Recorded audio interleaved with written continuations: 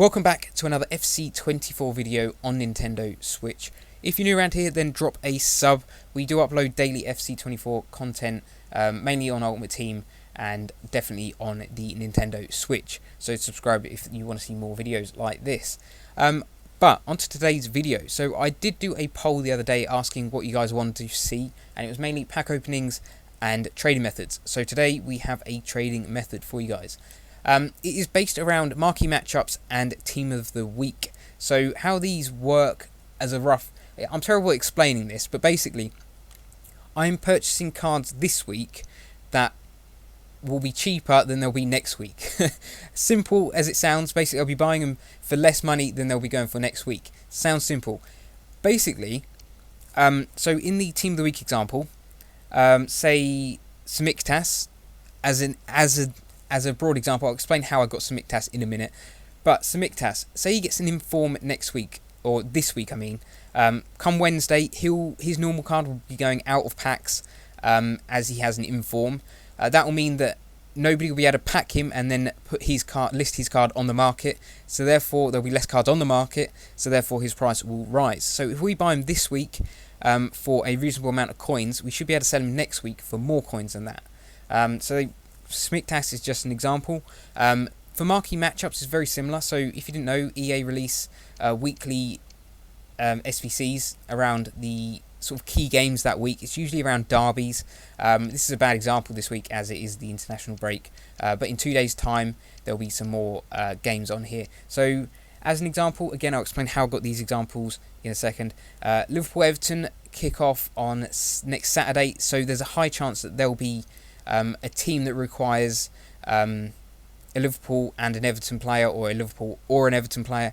Therefore, people will be rushing onto the market, buying up all the Liverpool and Everton players, for example, and that will reduce the number on the market. So if we buy some this week when there's plenty on the market and they're at a reasonable price, next week we can list them up and then sell them on for more than we bought them for. So that is the kind of overview. I'll show you how I get into it in more detail in a second. Where I'm getting these from, I'll leave a link to a website in the description. It does weekly marquee matchup predictions, and it does weekly team of the week predictions. Marquee matchups, you can kind of work out yourself. It's based around the main derbies of the following week. So Liverpool-Everton, I think you've got Chelsea-Arsenal, so them sort of cards.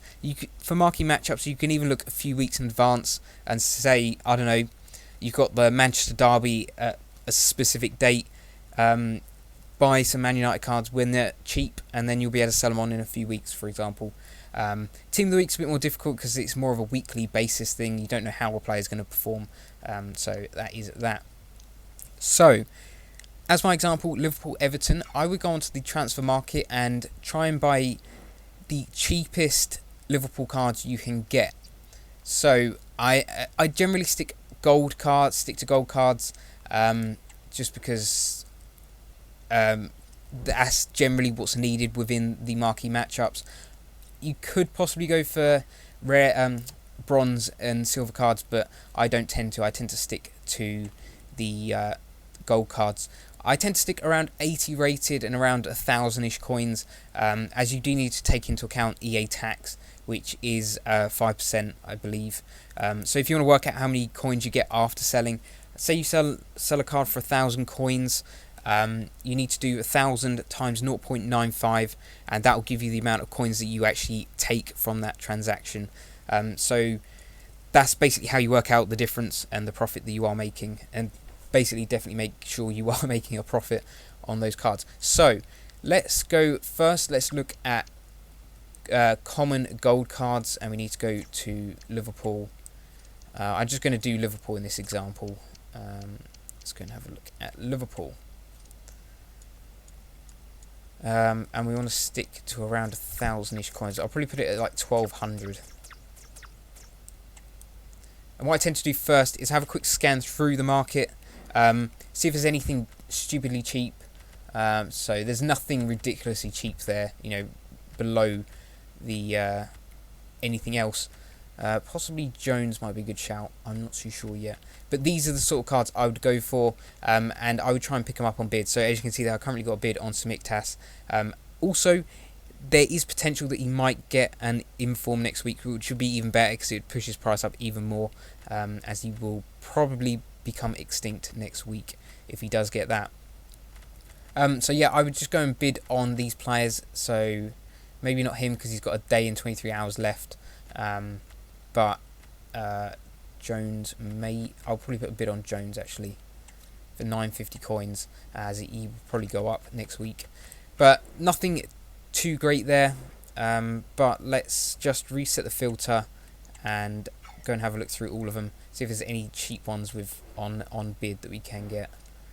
Well, there's a couple here actually. We'll possibly get a Jones for 750. That makes that look like a dodgy deal now. So let's put a bid on these two, and hopefully we can get them, as his price will probably rise.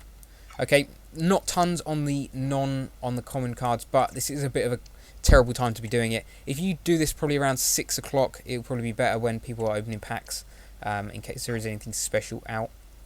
So again, let's set this at around 12 to 1500, and well, put it at 1300 then. Let's go and have a look. So Endo might be a good shout for this. Basically any of these cards that are around this sort of price.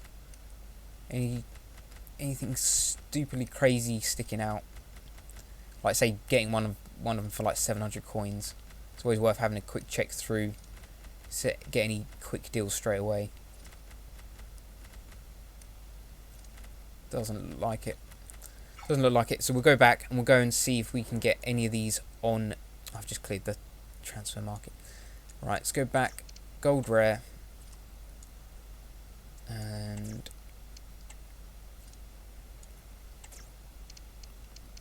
Liverpool, and let's go and search. So we want to stick around 900 will do. Let's go and search. So 650 for Endo is a good deal. If we can get Gravenberch for 650 is good.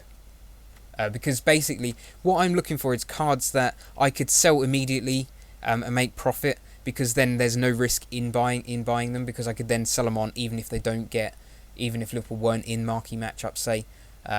So I would possibly pick up as many of these as I can, as cheap as I can,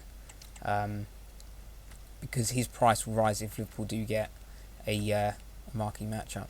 So 900, it's not a bad deal actually. But yeah, that is essentially it. I'll probably continue doing this when I've stopped recording. But that's what I would do. I would look through marquee matchups, and on the website that I suggested, pick up the players as cheap as you can, just in case they're not in marquee matchups. Have a look through the team of the week and pick up the cheap versions of the cards. I would stick to the main leagues. So I think on the website it had Caicedo and Tsimikas as possibilities. They're around 80 rated, around 1,000 coins, so there's what cards I would stick to. I wouldn't go for anyone stupid like Haaland, because it's going to be hard to make coins on them. But yeah, that is going to be this video. If you have enjoyed it or found it helpful, then leave a like, subscribe if you are new, and I'll speak to you in the next video.